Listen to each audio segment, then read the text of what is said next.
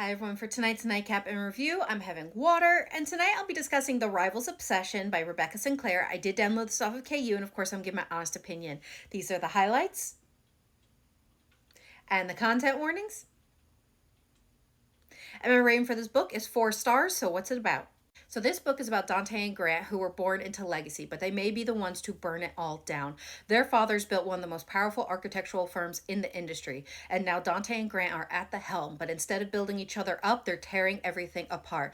This is due to egos clashing, betrayal, and years of resentment, fueled by Dante's impulsive recklessness and Grant's need for control. This all leads up to an explosive moment for everyone to see that now has their board questioning whether or not they can lead the company.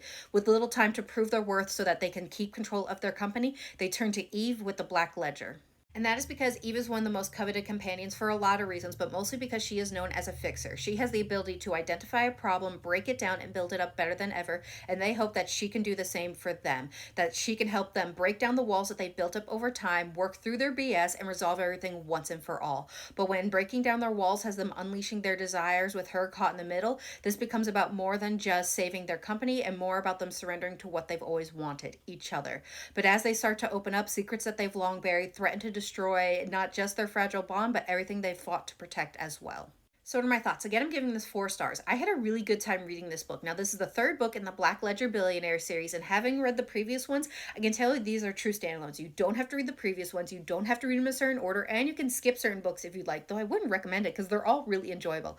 Now, the spice in this book, just like in the others, was really well done. I enjoyed it, and the plot in this book was really plotting, especially towards the end, as I thought I had pieced together everything, and while I was right in certain areas, I was wrong in others and was surprised by how certain things turned out, and I always enjoy when that happens.